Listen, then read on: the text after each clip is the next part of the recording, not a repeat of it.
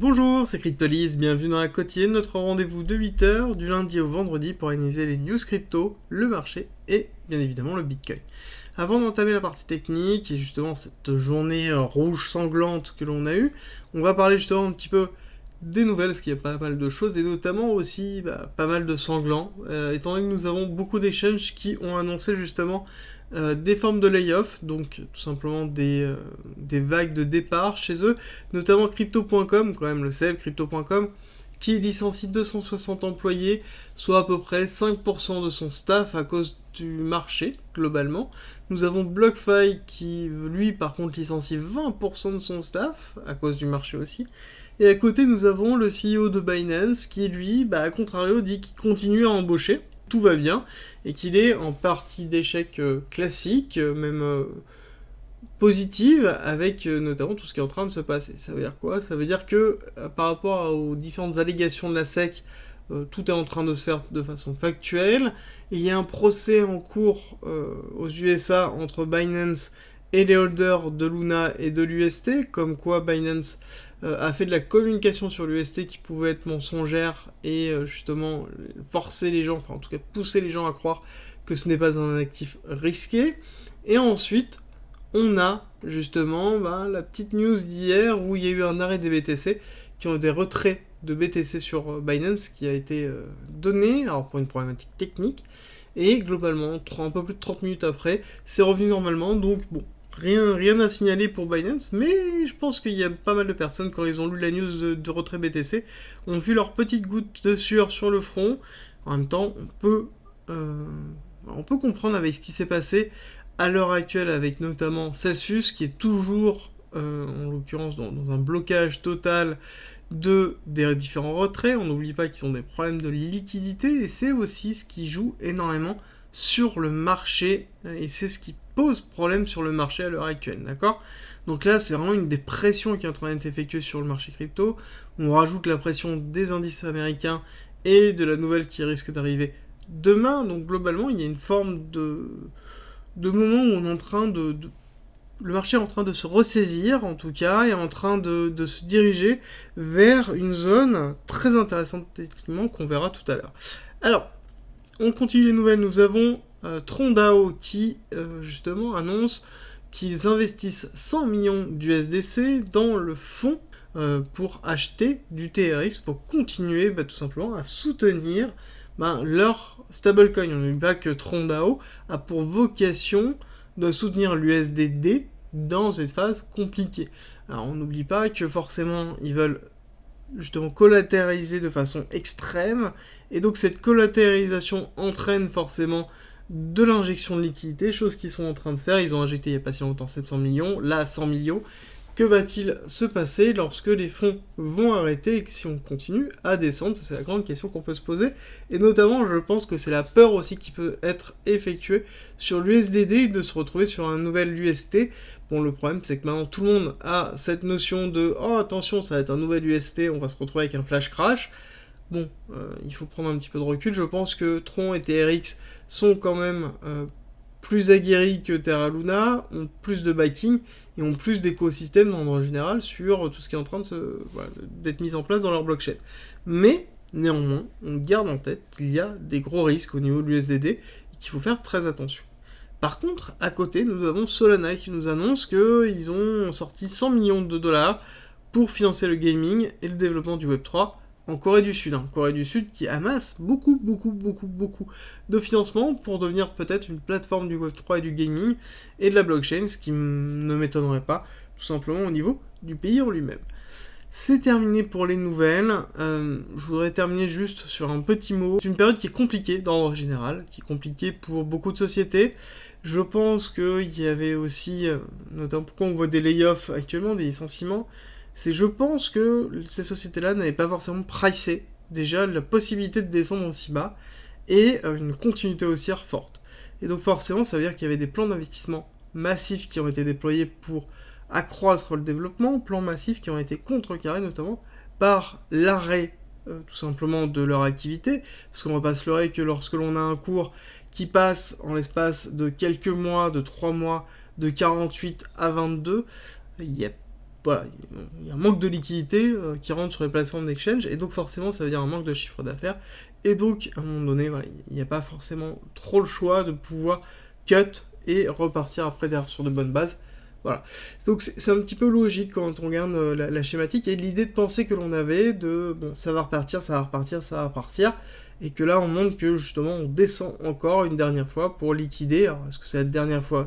Peut-être j'avance un petit peu, et on va justement partir sur la partie technique pour discuter est-ce que c'est la dernière fois ou pas. Rejoins le Discord, c'est un lieu unique qui réunit toutes les informations sur l'investissement, le trading, la crypto-monnaie et la blockchain. Tu y trouveras notamment toutes nos annonces, une bibliothèque remplie d'informations mises à disposition gratuitement pour tout comprendre, des salons de discussion pour pouvoir progresser ensemble sur la crypto-monnaie, la blockchain, le minage, la fiscalité, la DeFi bien évidemment, et ensuite l'analyse technique avec la partie débutant, expert, sur les indices, sur même le trading en général. Ensuite tu as la partie communautaire avec nos signaux bien évidemment, et ensuite les services communautaires, donc de la communauté à la communauté, ainsi que les annonces de recrutement et des salons de discussion pour discuter de chacun des coins, de tes coins préférés. Ensuite, en étant membre du Discord, tu as accès à cryptolis.fr avec plein de guides écrits mis à disposition gratuitement, ainsi qu'un ensemble de vidéos mises à disposition gratuitement, sur lequel tu vas y retrouver plein d'informations pour pouvoir te former notamment sur la psychologie, la DeFi, l'investissement, le trading, l'analyse technique bien évidemment, ainsi que les futurs, la gestion des futurs, construire sa propre stratégie, comprendre la technologie de la blockchain et encore avoir accès aux lives, tout simplement rediffusés, qui sont sur le Discord où on traite justement de sujets d'actualité et on discute ensemble et on va plus loin. D'ailleurs, si tu veux aller plus loin, le premium est à disposition et n'hésite pas à nous rejoindre sur le Discord et à poser des questions dessus, tu auras toutes les informations. Et abonne-toi, ça m'aide énormément. Alors, sur la partie technique, plusieurs choses. Première, c'est on fait le résumé habituel. Nous sommes dans une hypothèse de vague 1, vague 2, vague 3 Heliotis terminée en avril 2021. Vague 4 de retracement, découpé en A, B, C, extension de la B, on attend l'extension de la C qui a été faite. On a pris le gap CME, c'est fini, il n'existe plus, on a tout comblé, et donc là on continue à descendre.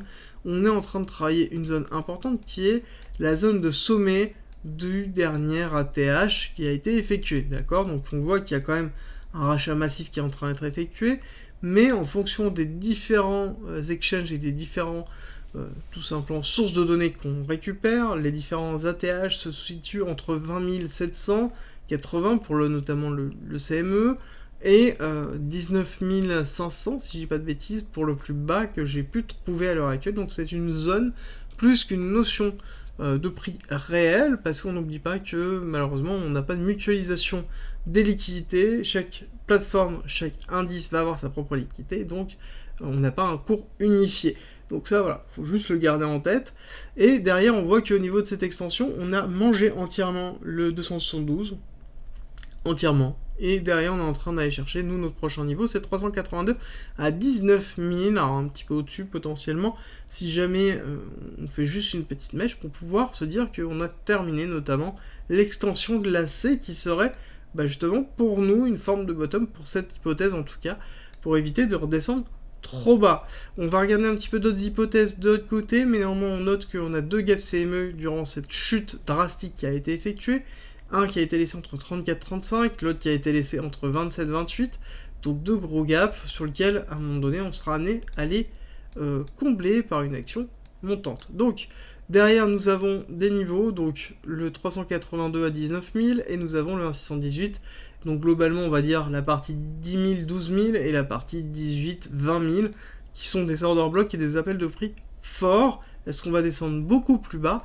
C'est un petit peu la réflexion qu'on va avoir. Réflexion qu'on va avoir en regardant un petit peu le cours, notamment sur un hebdomadaire, voir un petit peu plusieurs choses. La première, c'est que là, on a break un niveau important qui est le 618. D'accord? Donc, ratio de Fibonacci, qui est censé normalement être porteur. Là-dessus, on voit qu'on l'a totalement break. Le prochain niveau devrait être le 786 à 14 000 $.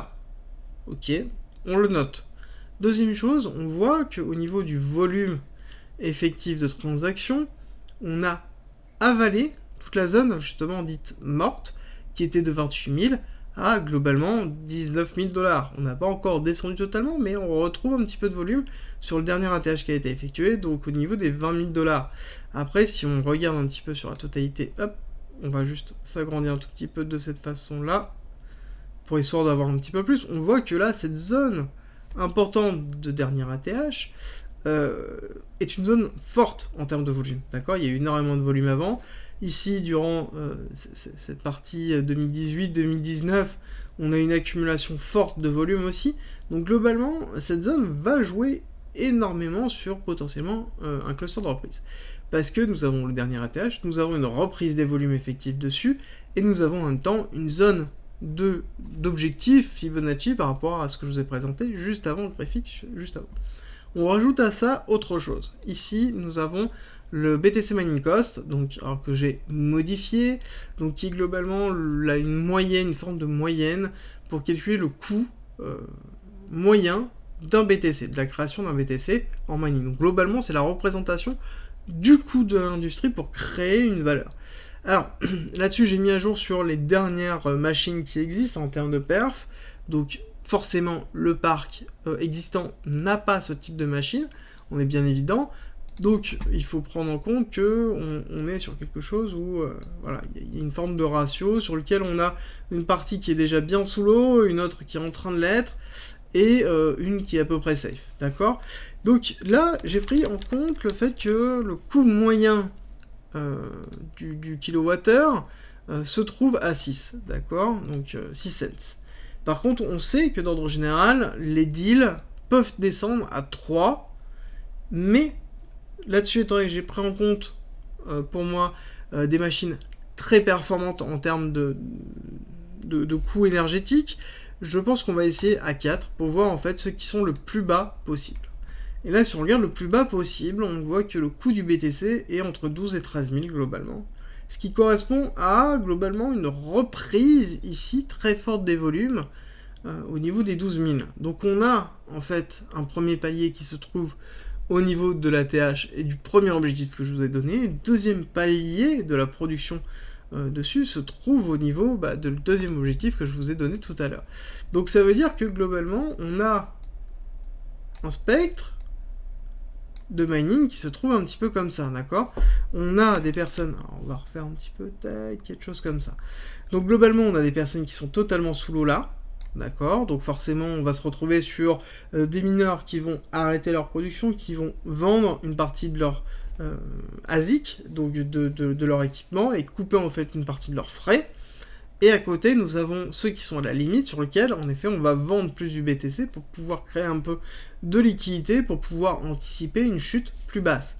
Et à côté, nous avons ceux qui sont en dessous, qui ont les meilleurs deals électriques. Eux, en l'occurrence, ils ont les meilleures machines et les meilleurs deals électriques, ils sont bien. Globalement, ils sont bien et ils sont prêts à descendre plus bas, descendre sous les 12 000. Et donc, c'est intéressant de voir que, notamment, on risque d'avoir potentiellement ici une forme de purge au niveau de l'industrie qui risque d'être effectuée, et potentiellement plus bas si jamais on break ce niveau ici, donc on break ces liquidités effectives, d'accord? Ça c'est un gros niveau. Là-dessus, avant qu'on le cache, je pense qu'on va le travailler peut-être, ou alors il faut vraiment une grosse news fondamentale, comme ça peut arriver notamment demain. Demain, on n'oublie pas que nous avons le discours de la BCE, le discours de la Fed, notamment sur les indices, qui ont été pricés à 1,5, donc une augmentation de 50 points, alors que la semaine dernière, on nous a dit qu'avec l'augmentation de l'inflation, possiblement c'était 75, et il y a des bruits de couloir comme quoi ça peut être 100 points. Donc globalement, je pense que là, on a une forme de pricing qui est en train d'être effectuée, mais même ce pricing, je pense qu'il n'est pas suffisant, et que si jamais on a 75 ou 100 points, on risque d'avoir une accélération forte, et donc potentiellement ici, une accélération forte si on n'arrive pas à remonter plus haut, d'accord? Si on ne retravaille pas les zones de 24-26, là-dessus on pourra avoir un break assez fort. Donc là on garde vraiment ça en tête pour voir ce qui va se passer sur le long terme. On continue notre analyse avec un petit peu d'order flow. Alors, au niveau de l'order flow déjà, première chose à retenir, c'est que nous avons liquidé 1,2 milliard de dollars. Gros cluster de liquidation, on est dans l'extrême peur à 8. Bon, c'est dommage, moi je m'attends à un moment donné qu'on se rapproche plus de 0. Bon, on est toujours à 8, on n'arrive pas à casser à break ce 8, mais en l'occurrence ça fait partie vraiment des plus bas qu'on ait pu avoir. Ici, nous avons justement les options. On voit qu'au niveau des options, nous avons baissé parce que nous étions à 34, puis à 33 au niveau du 24 juin. Et on voit que là, on est à 32. Donc, on est en train tout simplement de faire une forme de couverture au niveau des options qui sont en train d'être effectuées. Donc, il est possible que, au vu de la volumétrie, on ait potentiellement un cours qui remonte pour se rapprocher du max win price. On n'oublie pas, max win price égale, on contrecarry le maximum de personnes, et donc tout ce qui se trouve autour, donc dans une forme comme ça, d'accord, peut être intéressante. Ça veut dire que plus on se rapproche du max win price, plus on fait mal aux gens. Par contre, est-ce que derrière les acteurs des exchanges qui possèdent ces options ont encore la possibilité de pouvoir manipuler suffisamment le prix avec les difficultés qu'ils rencontrent? Ça, c'est encore une autre question qu'on abordera. De toute façon, le 24 juin, on a un petit peu le temps, on abordera ça. Donc, c'est ce que je vous disais, notamment, nous avons les projections au niveau de FMOC, nous avons la BCE, nous avons la Fed avec les taux. On voit que ça a été prévisionnel 1,5, donc on passe de 1 à 1,5, donc une augmentation de 50 points. Ça a été généré la semaine dernière, début de la semaine dernière. Donc, en l'occurrence, il n'y a pas eu le pricing qui a été encore effectué sur l'annonce, notamment des derniers chiffres d'inflation. Pour rappel, derniers chiffres d'inflation qui ne diminuent pas. Après une baisse, on a une réaugmentation. Donc, ça veut dire que la politique monétaire n'est pas assez drastique pour gérer notamment la crise de la demande avec justement l'augmentation de l'offre. Alors, on va regarder un petit peu les volumes. Ce qui est intéressant de voir, c'est que on avait justement cette augmentation et contraction effective qui est en train de se faire au niveau des long short à compte et des long short positions. Et là, on voit que justement, on a eu, classique, open interest qui monte, hop, contraction, ici, accélération haussière. Qu'est-ce qui se passe? On a une décélération du prix effective. Donc là, on a une diminution aussi grâce aux liquidations de l'open interest, mais par contre, si on regarde la ligne niveau, on est toujours au-dessus d'avant. On n'arrive pas à diminuer. On n'arrive pas à break ce niveau des 80 de leverage en open interest. Je pense que là, c'est un des soucis. Tant qu'on n'arrive pas à alléger le train, on n'arrivera pas à repartir. Donc même si on a fait des gros clusters de liquidation, est-ce que c'est le cas? Est-ce que c'est suffisant? C'est la grande question qu'on peut se poser. Pour moi, on peut continuer là encore à avoir des contractions ici et ici. Là, il va falloir se donner le temps. Il va falloir se donner le temps, voir comment le cours va réagir après avoir fait une chute de plus de 25%, entre 20 et 25% du BTC en quelques jours. Donc là, c'est problématique. Donc du coup, c'est pas problématique, c'est en tout cas un coup de massue supplémentaire avec la crise de confiance qu'il y a au niveau de l'UST, la crise de confiance qui se trouve au niveau du Celsius. D'un autre côté, heureusement que Celsius est centralisé, parce que si Celsius n'avait pas pu bloquer notamment les withdraws, donc les retraits, à ce moment-là, on se serait retrouvé sur une des spirales qu'on a retrouvée sur l'UST, sauf que, ça aurait impacté un petit peu tout le monde, parce que c'était majoritairement, pour rappel, 700 000 ETH, ça aurait fait très très mal une liquidation de 700 000 ETH, on n'oublie pas que ça aurait entraîné une cluster de liquidation au niveau de la DeFi, parce que l'ETH, c'est ce qu'il y a de plus collatéralisé, et donc on se serait retrouvé sur possiblement une chute qui aurait été très, très, très violente. Alors, on continue notre analyse avec notre vision 1 heure. Vision 1 heure pour regarder un petit peu ce qui s'est passé. Moi, je pense qu'on va temporiser, on va attendre de terminer, possiblement on va aller chercher les 20K. S'il y a encore de la liquidité au niveau en dessous des 21, et en dessous notamment des 28, donc entre 28 et 19,5, on a la liquidité qui représente notamment le top du dernier ATH. Donc il est possible qu'on fasse une petite mèche dessus pour aller vraiment nettoyer ça et après repartir. Là clairement au niveau de la liquidité se trouve au niveau des 30 000, au niveau de ce volume fort de transactions. D'accord. Au-dessus, en dessous en tout cas, on a une petite poche, mais maintenant l'attrait est en train de se faire avec un attrait supérieur. D'accord. Donc là, les clusters de liquidation se trouvent au-dessus du cours majoritairement. On a un petit peu en dessous, mais la majorité se trouve au-dessus. Et ça, c'est positif. C'est la première fois depuis très très très longtemps qu'on a ce setup-là, et un setup qui est plutôt positif. C'est-à-dire que majoritairement, les gens commencent à se dire que, peut-être on va descendre beaucoup plus bas, et commencent plutôt à shorter le marché plutôt qu'à l'acheter à levier. Et donc, c'est positif pour un redépart derrière. L'autre zone à noter, c'est cette zone ici d'anticipation avant le bloc de volume, donc c'est de 27 à 28 000 sur lequel on a un order block. On pourra revoir un travail du prix sur cette zone là. On le garde en tête, ça nous rapprocherait notamment du 24 juin avec un travail de cette zone-là, parce que ici on a beaucoup de liquidité et beaucoup de volume qui s'est mis en place, donc ça nous permet de voir un petit peu ce cours-là, et donc là-dessus on pourra avoir un travail du prix pour soit une continuité baissière, soit un break, et là-dessus il faudra un break fort, avec du volume, et notamment des bonnes nouvelles. Alors, il y a des bonnes nouvelles. Dans tout ça, vous allez me dire, quoi ? Il y a des bonnes nouvelles. Bah oui, il y a des bonnes nouvelles. La première chose, c'est que la dominance du BTC chute. Oui, vous allez me dire, mais oui, pourquoi c'est une bonne nouvelle ? Parce que la dominance de l'Ethereum chute aussi. Ça veut dire quoi ? Ça veut dire que la portion dans la totalité du market cap du BTC et de l'Ethereum est en chute. Ça veut dire quoi concrètement ? Concrètement, ça veut dire que la chute effective du BTC et de l'Ethereum est plus forte sur le BTC et l'Ethereum que sur le reste du marché. Concrètement, ça veut dire quoi ? Ça veut dire que les altcoins ont beaucoup moins souffert que d'habitude. Normalement, quand on fait une chute du BTC de ce style-là, c'est-à-dire que quand on enchaîne ici un drop de 26%, 27%, normalement, les altcoins mangent le double, voire même le triple. D'accord ? Donc c'est-à-dire une chute de 50, 75%. Ce qui est intéressant, c'est que ce n'est pas le cas. On regarde le Matic. Donc là, je suis en weekly. D'accord ? On va repasser en weekly, histoire de vous donner une comparaison. D'accord ? Donc là, je suis en weekly. BTC, weekly. D'accord ? Regardez la bougie. Matic. Ok. Ça va. Franchement, ça va. NIR. Ah, on est quasiment même positif. Solana. Ouh, on n'est pas loin d'être positif. Sur une semaine, toujours. Weekly. Atom. Ça va. Phantom. Ouf, Phantom positif. Phantom positif. EGLD positif. ADA positif. Alors BNB, on va pas... BNB, c'est le bain de sang. Bon, le BNB, c'est le bain de sang, on n'y peut rien. Mais voilà.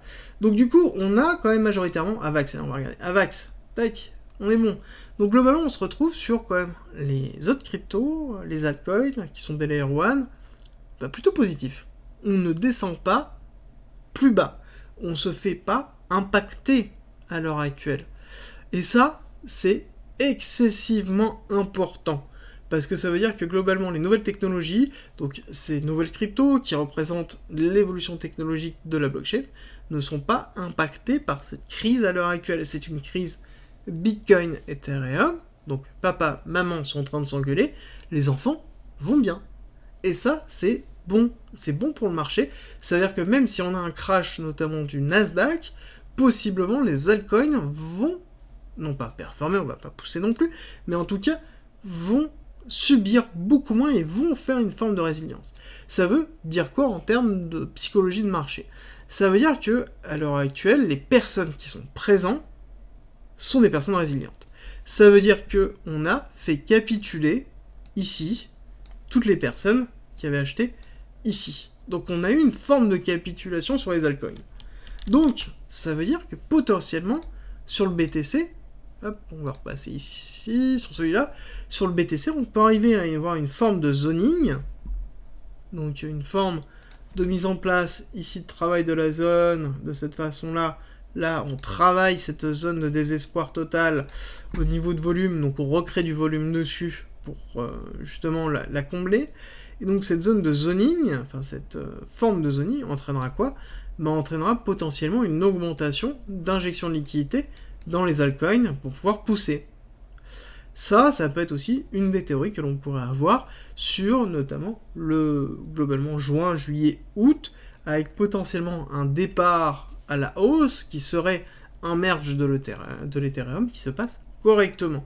Alors ça reste de l'hypothèse, là j'ai sorti ma petite boule de cristal, vous l'avez pas vu, mais je l'ai posée sur le bureau, mais voilà, ça peut être un des cas, mais ce qui est intéressant et ce qui est concret, factuel, c'est que la dominance de l'Ethereum et de BTC sont en train de diminuer, les altcoins résistent sur cette chute qui a été effectuée. Par contre, que va-t-il se passer demain ? Ça va être dangereux. Il va falloir faire très attention, notamment avec la chute du Nasdaq. Et ce qui pourrait se passer, l'autre cas serait un pricing total déjà effectué. J'ai un petit peu de doute quand on regarde la tête du Nasdaq là à l'heure actuelle. On nous a fait quand même 3 belles branches, on est allé chercher la liquidité basse. On n'est pas encore allé chercher totalement ici, j'aurais bien aimé une extension un petit peu plus forte, mais néanmoins on a tapé le 1, on a fait le 1 pour 1 sur cette continuité baissière, mais on a la news de demain. On a la news de demain, je pense pas qu'on soit pricé. Si on était descendu plus bas vers les 1-1 ici, dans les 11 000, potentiellement j'aurais dit qu'on avait pricé. Là, on va voir un petit peu l'annonce de Powell, comment ça va se passer, mais je pense que demain, ça va être une journée à forte volatilité. Il est possible qu'aujourd'hui, on ait encore une continuité baissière, mais ça va être moindre. D'accord, on va avoir une volumétrie moindre, potentiellement même un retour, un rebond technique pour préparer une chute potentielle de demain. Donc on fait très attention à ces positions aujourd'hui et surtout demain, on fait très attention et notamment je vous expliquerai pourquoi lors de la quotidienne. Merci d'être resté avec moi jusqu'au bout. Abonne-toi, partage si t'as aimé et rejoins-nous sur Discord. C'est avec plaisir qu'on t'accueillera. Et à très vite.